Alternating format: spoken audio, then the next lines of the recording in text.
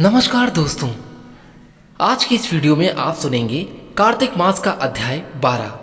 आज हम आपको आगे का वृतांत सुनाने जा रहे हैं, लेकिन हम आपसे अनुरोध करना चाहते हैं कि इस पावन कार्तिक मास में भगवान श्री हरि विष्णु की जितनी भी कथाएं हैं आप उनको ध्यान से जरूर श्रवण करें। श्रवण करने मात्र से ही आपके जीवन में, आपके घर में, आपके परिवार में किसी भी प्रकार का संकट, कलेश और गरीबी हमेशा ये दूर रहेंगे और आपके घर में हमेशा सुख शांति समृद्धि बनी रहेगी। तो चलिए शुरू करते हैं आज की इस पावन कथा के बारे में। धन्ना जी का जन्म एक सामान्य किसान परिवार में हुआ था। इनके पिताजी मुख्य रूप से खेती करते थे और गायों को पालने का काम किया करते थे। एक दिन धन्ना जी के परिवार के कुलगुरु, जिनका नाम था पंडित त्रिलोचन, वो तीर्थ यात्रा करके लौटे थे और कुछ दिनों के लिए धन्ना जी के घर पर रुक गए थे। पंडित त्रिलोचन जी शालिग्राम भगवान की सेवा किया करते थे।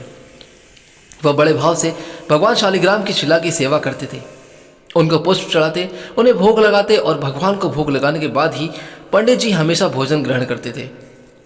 बालक धन्ना पंडित जी को यह सब करते हुए देखता था। उसे भगवान की सेवा बड़ी अच्छी लगती थी। जब पंडित जी भगवान की सेवा करते थे तब धन्ना को बड़ा ही सुकून मिलने लगता था। कुछ दिनों के बाद जब पंडित जी जाने लगे तब बालक धन्ना पंडित जी से शालिग्राम भगवान के लिए जिद करने लगे। कहने लगे कि मुझे भी ठाकुर जी चाहिए।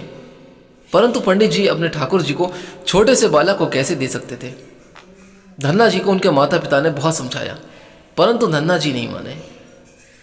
अंत में लोगों ने पंडित जी से कहा कि अरे यह तो बालक है, इसे शालिग्राम जैसा कुछ और देकर बहला फुसला दीजिए। अगले दिन पंडित जी जब नदी में स्नान करने के लिए वहां गए तब वहां पर एक गोल मटोल थोड़ा बड़ा सा काले रंग का एक पत्थर लेकर आए। तब वो धन्ना जी के पास आकर बोले कि मैं तुम्हें अपने ठाकुर जी को दे दूंगा, लेकिन मेरे पास दो ठाकुर जी हैं, बड़े ठाकुर जी और छोटे ठाकुर जी, तुम्हें कौन से चाहिए। धन्ना जी ने झट से जवाब दिया, मुझे तो बड़े ठाकुर जी चाहिए। तब पंडित जी भी यही चाहते थे, इसीलिए पंडित जी ने भी धन्ना जी को वह बड़ा काला पत्थर, जिसे बड़े ठाकुर जी बता करके धन्ना जी को दे दिया था। और अब ठाकुर जी को पाकर धन्ना जी बहुत ही प्रसन्न थे, बहुत खुश थे, बड़े भाव से उनकी सेवा करने लगे, वैसे ही जैसे पंडित जी करते थे।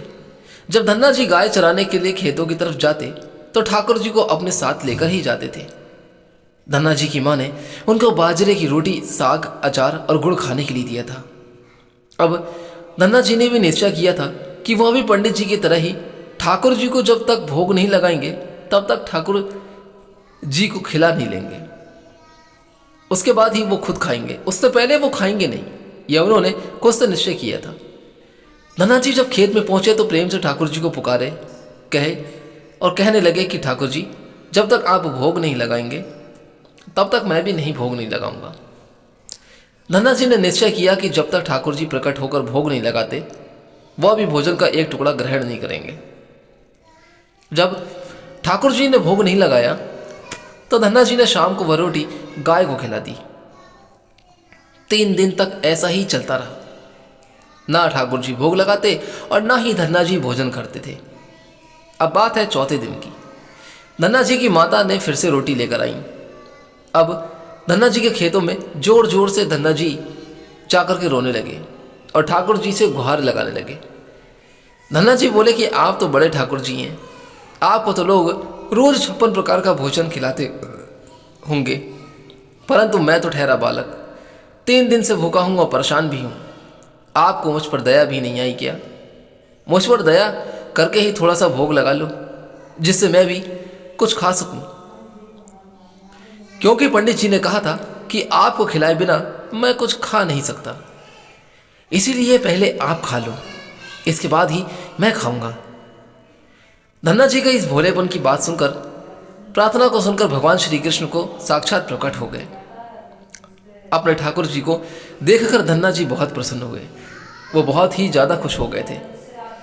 तब उन्होंने ठाकुर जी को माँ की दी हुई बाजरे की रोटी, साग और गुड़ खाने के लिए दिया, जो वो अपने घर से लेकर आए थे। ठाकुर जी बड़े चाव से रोटी खाने लगे। 4 रोटियों में से 2 रोटी ठाकुर जी ने खा लिया। अब ठाकुर जी ने तीसरी रोटी को खाने लगे। तब धन्ना जी ने उनका हाथ पकड़ लिया और कहा, सारी रोटियां आप ही खा जाएंगे क्या? मुझे भी तो भूख लगी है। अगर सारी रोटी आप ही खा गए तो मैं कैसे खाऊंगा? मैं तो कई दिनों से भूखा हूँ। मैंने भी अभी तक कुछ नहीं खाया है। 2 रोटी आपने खा ली, अब 2 रोटी मेरे लिए छोड़ दो।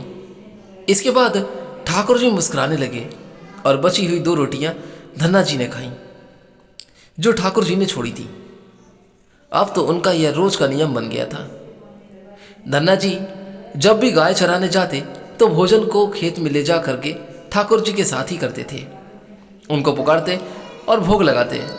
एक दिन ठाकुर जी ने धन्ना जी से कहा कि तुम रोज मुझे रोटी खिलाते हो, मैं मुफ्त में रोटी खाने नहीं चाहता, मैं तुम्हारा कोई काम कर दिया करूँगा।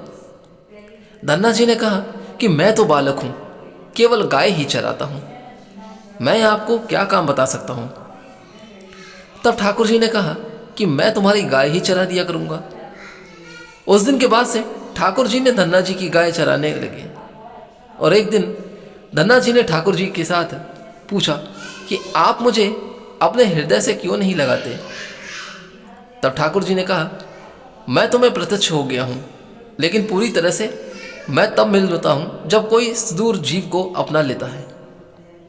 अभी तुमने अपने किसी गुरु की शरणागति ग्रहण नहीं की है, इसलिए मैं तुम्हें अपने हृदय से नहीं लगा सकता। तब धन्ना जी बोले कि मैं तो जानता नहीं कि गुरु किसे कहते हैं, फिर मैं अपना गुरु कैसे बनाऊं और किसे बनाऊं। ठाकुर जी बोले कि काशी में जगत गुरु श्री रामानंद आचार्य मेरे ही स्वरूप में विराजमान है, तुम जाकर उनकी शरण ग्रहण करो। ठाकुर जी के कहने के अनुसार धन्ना जी ने काशी में जाकर रामानंद आचार्य जी की शरणागति ग्रहण कर ली, जैसा कि उन्होंने कहा था। उस समय धन्ना जी की आयु लगभग 15 या 16 साल के आसपास की थी। श्रीमान श्री रामानंद आचार्य जी ने धन्ना जी को अपने शिष्य के रूप में स्वीकार कर लिया और उन्हें आदेश दिया कि अब तुम अपने घर ले जा चलो। धन्ना जी बोले, गुरु जी मैं घर नहीं जाना चाहता हूँ, आप मुझे घर जाने का आदेश क्यों दे रहे हैं। तब गुरु जी बोले कि अगर तुम यहाँ रहकर भजन करोगे तो केवल तुम्हारा ही कल्याण होगा, लेकिन अगर तुम अपने घर जाकर के खेती किसानी करते हुए अपने माता पिता के सेवा करते हुए भजन करोगे तो तुम्हारे साथ साथ कई जीवन का उद्धार हो जाएगा। गुरु जी की आज्ञा के अनुसार धन्ना जी को घर लौट आए और इसके बाद जैसे ही धन्ना जी घर पहुंचे, ठाकुर जी ने उन्हें अपने हृदय से लगा लिया, जैसा कि उन्होंने कहा था। इसके बाद धन्ना जी संत की बहुत सेवा करने लगे। जब भी उनके गांव में कोई साधु संत आता तो धन्ना जी उन्हें अपने घर में ले आते और बड़े प्रेम से उनकी सेवा करते और उन्हें भोजन खिलाते थे। संतों की सेवा करने के कारण अब उनके घर दूर दूर से साधु संत आने लगे थे। धन्ना जी सभी साधु संतों का बड़े प्रेम से सत्कार करते और उन्हें सभी को भोजन खिलाते। अब एक दिन की बात है, धन्ना जी के पिताजी ने धन्ना जी से कहा कि देखो धन्ना, हम लोग ग्रस्त हैं, यदि महीने में एक आध बार कोई साधु आ जाए तो हम उसकी सेवा भी करते हैं, लेकिन तुम्हारी इन साधुओं से ऐसी दोस्ती हो गई है कि हर कोई ना कोई दूसरे तीसरे दिन कोई ना कोई साधु चला आता है और अपने साथ 1-2 साधु को भी ले आता है। यह ठीक नहीं है। हम अपनी खेती बाड़ी का काम करें या इन साधुओं की सेवा करें। तुम तो अभी बालक हो, कुछ कमाते नहीं हो, तुम्हारा पालन पोषण भी हम ही करते हैं और ऊपर से तुम साधुओं को बुला लेते हो। इस प्रकार इन निठल्ले साधुओं की सेवा करना ठीक नहीं है। इसलिए एक बात तुम कान खोलकर सुन लो धन्ना, आज के बाद यदि तुम किसी साधु को लेकर के घर को आए तो मैं तुम्हें घर में घुसने नहीं दूंगा। तुम्हें अगर किसी साधु की सेवा करनी है तो पहले कुछ कमाई करो, फिर अपनी कमाई से साधु की सेवा करना। यह बात धन्ना जी के पिताजी ने धन्ना से कही। पिताजी की बात को सुनकर धन्ना जी उदास हो गए और चुपचाप खड़े हो गए। तब पिताजी ने धन्ना को डांटते हुए कहा, आज के बाद किसी साधु को घर में लेकर के मत आना और जाओ खेत में गेहूं बो कर के आओ। खेत तैयार है, बोरी में गेहूं का बीज रखा है, इसे बैलगाड़ी में ला दो, ले जाओ और खेत बो दो। धन्ना जी ने बैलगाड़ी में गेहूं रखा और खेत में बोने के लिए चल दिए। धन्ना जी थोड़ी ही दूर चले थे कि उन्हें मार्ग में कुछ साधुओं की टोली आती दिखाई दी। धन्ना जी ने बैलगाड़ी से उतरकर उन साधुओं को साष्टांग प्रणाम किया। संतों ने धन्ना जी को आशीर्वाद दिया और पूछा कि बेटा, इस गांव में धन्ना जी का कौन सा घर है? सुना है वो जगत गुरु रामानंदाचार्य के शिष्य हैं और बहुत छोटी सी उम्र में उन्होंने भगवान का दर्शन प्राप्त कर लिया है। हम भी उनका दर्शन करना चाहते हैं। यह सुनकर धन्ना जी संकोच में पड़ गए और वह हाथ जोड़कर बड़े ही विनम्रता से बोले, महाराज, मुझे ही लोग धन्ना भगत कहते हैं। संत बोले, भगवान ने बड़ी कृपा की, हम जिनसे मिलने आए वो यहीं मिल गए। निश्चित आप ऐसे ही भक्त हैं जैसा आपके विषय में सुना था। कितनी विनम्रता है आप में। चलिए आपके घर चलते हैं, वहीं बैठकर आपसे हम चर्चा करेंगे और ढेर सारी बातें भी करेंगे। लेकिन धन्ना जी ने सोचा, अभी पिताजी ने साधुओं को घर लाने से मना किया है। यदि मैं खेतों में बीज बोने के बजाय इन साधु को घर ले गया तो पिताजी मुझे घर से निकाल देंगे और आसमान सर पर उठा लेंगे। इन साधुओं को भी वहां से घर से भगा देंगे। तब धन्ना जी कुछ विचार करके बोले कि महाराज, अभी घर में कोई नहीं है, मैं भी खेतों की तरफ ही जा रहा हूँ, आप भी मेरे साथ वहीं चलिए। संत बोले कि ठीक है, हमें तो आपसे मिलना था और आप जहाँ भी ले चलें हम वहीं चलेंगे। ऐसा कहकर फिर धन्ना जी ने उन सभी को खेत पर लेकर चले गए। खेत में एक पेड़ के नीचे बने हुए चबूतरे पर साधुओं को बैठा करके बोले कि महाराज, आप यहीं पर कुछ देर तक के लिए विश्राम कीजिए, तब तक मैं आपके लिए भोजन पानी की व्यवस्था करता हूँ। इतना कहकर धन्ना जी वहाँ से बैलगाड़ी लेकर के चले गए। बैलगाड़ी लेकर धन्ना जी सीधे बनिया की दुकान पर पहुँचे। वहाँ पर उन्होंने बैलगाड़ी में जो भी बीज के गेहूँ खेत में बोने के लिए रखा था उसे बनिए को बेच दिया और उस पैसों से दाल, चावल और जो भी उससे बनने वाला पदार्थ था, चूरमा, सब सामान खरीद लिया। अब सामान लेकर धन्ना जी खेत पर पहुंचे। वहां पर संतों के साथ मिलकर बहुत बढ़िया दाल बाटी और चूरमा का प्रसाद बनाया। भगवान को भोग लगाने के बाद बड़े प्रेम से संत और धन्ना जी बैठ करके भोजन करने लगे। इसी बीच भगवान की चर्चा भी होती रही। संतों को भोजन करवाने के बाद बड़े प्रेम से धन्ना जी ने उनको विदा कर दिया। संतों के जाने के बाद धन्ना जी सोचने लगे कि बीज वाले गेहूं को तो मैंने बेच करके संतों को भोजन करा दिया, अब खेत में अगर मैं बोऊं तो क्या बोऊं जाए। अगर पिताजी बीज मांगेंगे तो मैं कहाँ से बीज लेकर आऊँगा, और यदि खेत में कुछ पैदा नहीं हुआ तो मैं पिताजी से कौन सा जवाब दूंगा। यही सोचकर धन्ना जी ने बोरी में रेत भरी और आसपास के लोगों को दिखाने के लिए उस रेत को खेत में बोने लगे। सुबह से शाम तक सारी बोरियां जो रेत से भरी थी धन्ना जी ने उसे खेत में बो दी। अब आसपास के खेतों में के लिए किसान देख रहे थे कि धन्ना जी खेतों में गेहूं बो रहे हैं, वो तो खेतों में रेत बो रहे थे। खेत बोने के बाद धन्ना जी बड़े प्रसन्न मन से घर की ओर चल दिए। अब वह सोच रहे थे कि खेत में तो कुछ उगना है नहीं, तो देखभाल भी नहीं करनी पड़ेगी। धन्ना जी जब घर पहुंचे तो पिताजी ने पूछा, धन्ना, खेत बो आए?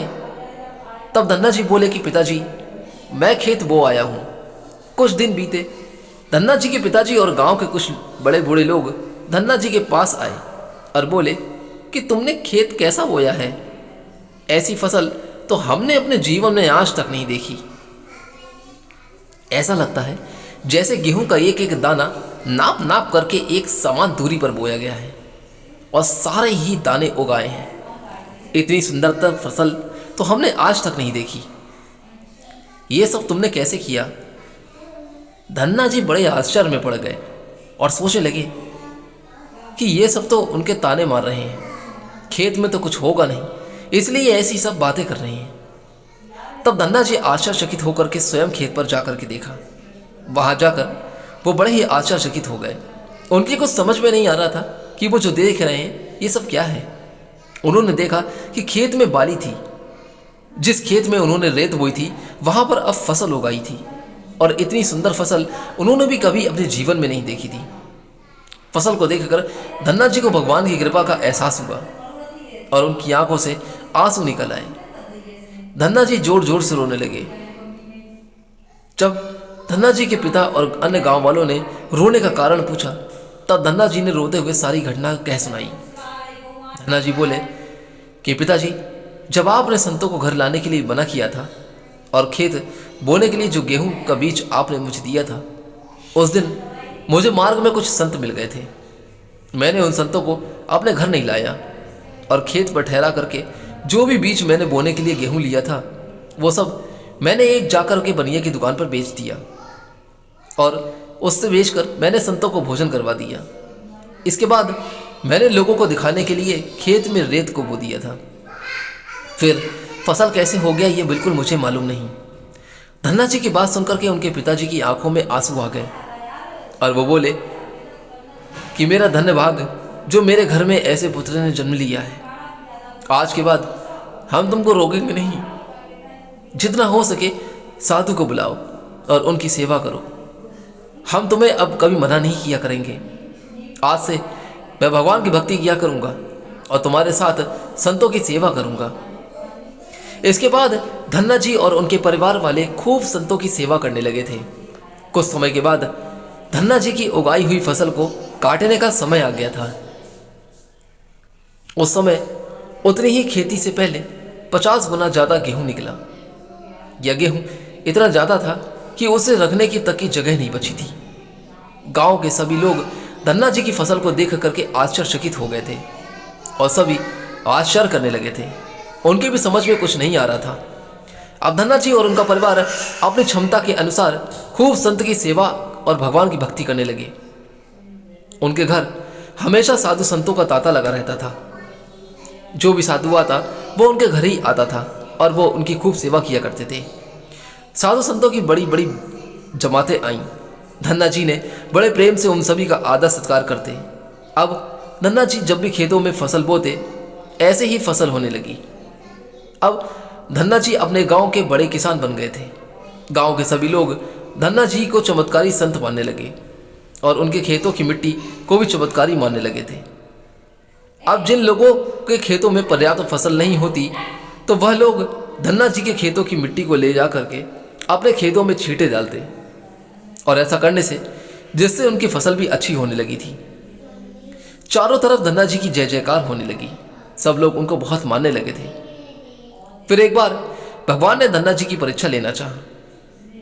धन्ना जी के जीवन के समय में गांव में अकाल पड़ गया था। धन्ना जी बड़े किसान थे। उनके पास बहुत खेती थी और अन्न के भंडार भरे थे। अकाल पड़ने के कारण उनके गांव और आसपास के क्षेत्र के ब्राह्मण, संत, गरीब और जो भी जरूरतमंद लोग थे, वो धन्ना जी के पास मदद की उम्मीद से आने लगे। धन्ना जी ने भी उन्हें दोनों हाथों से भंडार लुटाने लगे। कभी कोई जरूरतमंद उनके घर से खाली हाथ नहीं लौटा। धीरे धीरे करके धन्ना जी का जो भी भंडार था वो सब समाप्त होने लगा। परंतु धन्ना जी ने भी निश्चय किया कि जब तक उनका सामर्थ्य है वह किसी भी जरूरतमंद को निराश नहीं करेंगे और सब कुछ बेचकर उन लोगों की मदद करेंगे। धन्ना जी की संत की सेवा से प्रसन्न होकर एक दिन उनके पास संत के बेस में स्वयं ठाकुर जी आ गए। संत ने उन्हें तुम्बा कमंडल बना करके दिया और कुछ लौकी के बीज दिए और उन्होंने कहा कि धन्ना जी, इन बीजों को अपने खेत में बो दो और जब यह फसल पक जाए तो उनसे जो भी प्राप्त हो उसे लोगों की सेवा में खर्च कर देना। धन्ना जी ने ऐसा ही किया। संत की आज्ञा से उन्होंने तुम्बा के बीज खेतों में बो दिए। गांव के लोग कहने लगे, लगता है धन्ना जी पागल हो गए हैं। ऐसे भीषण काल में फसल बो रहे हैं और वह भी तुम्बा की। इस कड़वी तुम्बा को तो पशु भी नहीं खाते। यह तो केवल कमंडल बनाने के काम में आता है। ऐसी फसल यदि पैदा भी हो गई तो उसका क्या हो फायदा होगा। परंतु धन्ना जी ने संत के कहने के अनुसार अपने खेतों में तुम्बा और लौकी के बीज को जो दिए थे वो बो दिए। कुछ दिन के बाद तुम्बा की फसल उग गई। सभी लोग कहने लगे कि ऐसे भीषण काल में बिना पानी के कोई फसल कैसे उग सकती है। कुछ ही दिनों में धन्ना जी का खेत हरा भरा हो गया। इसी बीच धन्ना जी जरूरतमंदों की सेवा करते रहे। धन्ना जी ने अपना जितना भी सारा अन्न का भंडार था वो सभी लुटा दिया था।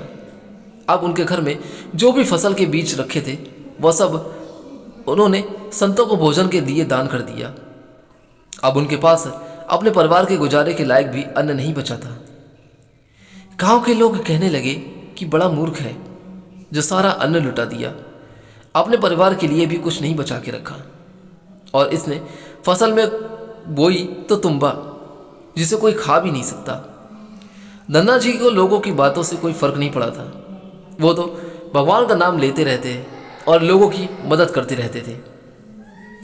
एक दिन ऐसा आया कि जब धन्ना जी के खेतों में लगी हुई फसल पक गई। अब उनके खेत में बड़े बड़े तुम्बा के फल दिखाई दे रहे थे। धन्ना जी ने सोचा कि अब दान करने को तो कुछ भी है नहीं, क्यों ना अब इन तुम्बा से कमंडल बनाकर कसंतों को दिया करूंगा। धन्ना जी खेतों में लगे सभी तुम्बा के फल तोड़कर घर लेकर आ गए। जैसे ही उन्होंने एक तुम्बा को कमंडल बनाने के लिए काटा, उन्होंने देखा कि तुम्बा हीरे मोती जवाहरात और कीमती रत्नों से भरा हुआ था। तुम्बा को कीमती रत्नों से भरा हुआ देखकर वो बड़े आश्चर्यचकित हुए और ओस देखते ही रह गए। उन्हें कुछ समझ में नहीं आया कि आखिर ये अचानक से कैसे हुआ। उनके पास तो तुम्बा की पूरी फसल थी। उन्होंने देखा सभी तुम्बा में ऐसे ही कीमती रत्न भरे हुए थे। अब उनके पास इतने कीमती रत्न और जवाहरात हो गए जितना किसी राजा के पास शायद ही हो। इस चमत्कार को देखने के बाद धन्ना जी को उनकी संत की बात याद आई जिन्होंने उन्हें तुम्बा के बीज दिए थे। संत ने कहा था कि इस फसल से जो भी प्राप्त हो उससे लोगों की सेवा करना। अब धन्ना जी उस धन से लोगों की सेवा करने लगे। फिर वह दोनों हाथों से लोगों की मदद करने लगे। उस समय वह अकाल कई वर्षों तक चला और उस समय धन्ना जी ने अपने घर पर और आसपास के कई गांवों में लंगर शुरू करवा दिया था। आसपास के सैकड़ों गांव के लाखों लोग बरसों तक धन्ना जी के यहाँ लंगर में तीनों समय का भोजन किया करते थे। धन्ना जी ने अपने जीवन में बहुत ही मंदिर, बावड़िया, तालाब और धर्मशाला भी बनवाए थे और हर साधु से संत और जरूरतमंद लोगों की सेवा करते थे। लोग धन्ना जी को धन्ना सेठ कहकर बुलाने लगे थे। धन्ना जी जैसा धनी आज तक कोई नहीं हुआ और वह धन और मन दोनों से धनी थे। आज भी उनके नाम पर धनी लोगों के धन्ना सेठ की पदवी दी जाती है और कहा जाता है कि क्या तुम धन्ना सेठ हो गए हो। यदि भगवान की कृपा जिस व्यक्ति पर हो जाए तो कहते हैं कि उनका आशीर्वाद जिसे प्राप्त हो उनके लिए जीवन में कुछ भी असंभव नहीं होता, हर कार्य संभव हो जाता है। भगवान की कृपा धन्ना पर बनी और धन्ना जी धन्ना से धन्ना सेठ बन गए। भक्तों, आप सभी लोगों को यह कहानी कैसी लगी? अगर अच्छी लगी हो तो एक बार यहाँ पर इस वीडियो को लाइक करके हमारे चैनल को सब्सक्राइब करना बिल्कुल मत भूलिएगा और कमेंट बॉक्स में एक बार प्रेम से जय श्री हरि विष्णु, जय माता लक्ष्मी लिखना ना भूलें। अब आइए मैं सुनाता हूँ दोस्तों आपको पिछला अध्याय का आधा वृत्तांत। अब आगे का अध्याय इसको ध्यान से सुनें। इतनी कथा भक्ति पूर्वक बात सुनने के बाद महाराज पृथु ने नारद जी से निवेदन किया, हे देवर्षि, आप सर्वज्ञाता हैं और मैं अज्ञानी हूँ। अब आप कृपा करके संतान वृद्धि तथा सुख संपत्ति देने वाली महाविद्या, महामाया, महामेघ, महास्मृति, महामोह, महादेवी, महाईश्वरी तथा सर्व ईश्वरी अहोई देवी की उत्पत्ति और इनका व्रत कब और कैसे किया जाता है, इस बारे में हमें विस्तार पूर्वक बतलाइए। महाराज पृथु द्वारा इस प्रकार प्रार्थना किए जाने पर नारद जी एक प्राचीन कथा सुनाते हुए बोले, हे राजन, एक समय कालिकाल में बड़ा भारी दुर्भिक्ष, बड़ा भीषण अकाल और महामारी फैलने से अनेक व्यक्तियों की अकाल मृत्यु हुई। तब सब लोग इस विपत्ति से छुटकारा पाने का उपाय सोचने लगे। अंत में निश्चय करके कार्तिक कृष्ण सप्तमी को सबने व्रत रखा। व्रत के प्रभाव से सायंकाल चामुंडा देवी हाथ में नरमुंड लिए प्रकट होकर कहने लगी, मैं रुद्र सहित विहार करने के लिए यहाँ आई हूँ, परंतु समस्त संसार में पाप छाया हुआ है। ब्राह्मण वेदहीन, क्षत्रिय सामर्थ्यहीन तथा वैश्य अशुद्ध धर्महीन हो गए हैं, इसलिए उन्होंने पतिव्रत धर्म छोड़ दिया है। इसलिए सभी लोगों को अहोई का व्रत करना चाहिए। कार्तिक कृष्ण सप्तमी तथा अष्टमी को केवल रोगियों को छोड़कर शेष सभी स्त्री पुरुष सारे दिन भोजन न करके सायंकाल अहोई देवी का पूजन करें। अहोई देवी मेरा ही नाम है, अतः सभी व्यक्ति अहोई पूजन को मेरा ही पूजन मानकर भक्तिभाव से करें। अहोई अष्टमी पूजन का विधान बताते हुए चामुंडा देवी कहती हैं कि सभी व्यक्ति अपने घरों को गोबर और मिट्टी से लीप कर साफ करें। फिर काला, पीला, हरा तथा लाल इन 4 रंगों के द्वार पर मेरी मूर्ति बनाएं और स्वादिष्ट पकवान बनाकर मेरी पूजा करें। जब चामुंडा देवी ये कह रही थी तभी एक धीवर की स्त्री बोली, हे माता, हम नीच लोगों का कर्तव्य भी बतलाएं। तब देवी ने कहा, तुम लोग भी मेरे भक्त हो, सो सब लोग मेरा पूजन करके तुम्हारी संतानों को पूजेंगे, तभी उनकी पूजा सफल होगी। मेरी पूजा के बाद कुम्हारिन तथा मालिन की भी पूजा होगी। इतना कहकर देवी अंतर्ध्यान हो गई। सभी व्यक्तियों ने चामुंडा देवी की कथा अनुसार व्रत और पूजन किया तो सबके संकट दूर हो गए और सारा संसार सुखपूर्वक रहने लगा। अहोई अष्टमी की कथा सुनने के बाद राजा पृथु ने नारद जी से पूछा कि हे ऋषिवर, महीनों में कार्तिक और तिथियों में एकादशी को सर्वश्रेष्ठ क्यों माना गया है? कृपा करके यह भी हमें बतलाइए। तब नारद जी ने कहा कि हे राजन, एक बार यही प्रश्न सत्यभामा जी ने भगवान श्री कृष्ण से भी पूछा था। भगवान श्री कृष्ण ने जो उत्तर सत्यभामा को दिया था वही उत्तर मैं तुमसे कहता हूं, इसको ध्यानपूर्वक सुनना। एक समय सत्यभामा जी ने श्री कृष्ण जी से पूछा कि हे प्राणनाथ, जब सभी मास और तिथियां बराबर हैं तब कार्तिक मास को और एकादशी तिथि को ही सर्वोत्तम क्यों माना जाता है? क्यों उसे इतनी महत्वता दी गई है? तब श्री कृष्ण जी ने कहा कि हे प्रिय, शंख नामक एक दैत्य समुद्र का पुत्र था। वह दैत्य इतना बलवान था कि उसने इंद्रादि देवताओं को स्वर्ग से निकालकर उनका स्थान स्वयं ले लिया था। सब देवता उससे भयभीत होकर अपने बाल बच्चों सहित पर्वतों की कंदराओं में चले गए थे। वह दैत्य सोचने लगा कि मैंने देवताओं का स्थान तो ले लिया, लेकिन वे जीते नहीं गए हैं। ऐसा प्रतीत होता है कि देवता वेद मंत्रों से बलशाली है, अतः मुझे मंत्रों सहित वेदों का हरण कर लेना चाहिए। जब उसने ऐसा विचार किया तो वेद डर के मारे समुद्र में जाकर छिप गए। ब्रह्मा आदि सब देवताओं ने संसार को वेद ही विहीन देखा तो सभी देवी देवता भगवान श्री हरि विष्णु जी की शरण में गए। शैशैया पर भगवान को निद्रामग्न की अवस्था में देखकर सभी देवता उन्हें जगाने के लिए स्तुतियाँ, पुतियाँ, भजन और कीर्तन और गायन, वादन आदि क्रियाएं करने लगे। भगवान श्री विष्णु के जाग जाने पर सभी देवताओं ने आवाहन, आसन, पाद, अर्ध, आचमन, स्नान, वस्त्र, यज्ञोपवीत, चंदन, पुष्प, धूप, दीप, नैवेद्य, तांबुल अर्थात पान, पद दक्षिणा तथा नमस्कार द्वारा भगवान विष्णु का षोडशोपचार पूजन किया। तब विष्णु भगवान प्रसन्न होकर देवताओं से कहने लगे कि हे देवताओं, मैं तुमसे प्रसन्न हूँ, अतएव शंख आदि दैत्यों को मारकर मैं चारों वेदों को शीघ्र ही ले आऊँगा। परंतु आज से वेद बीज मंत्रों सहित कार्तिक मास में जल में निवास करेंगे।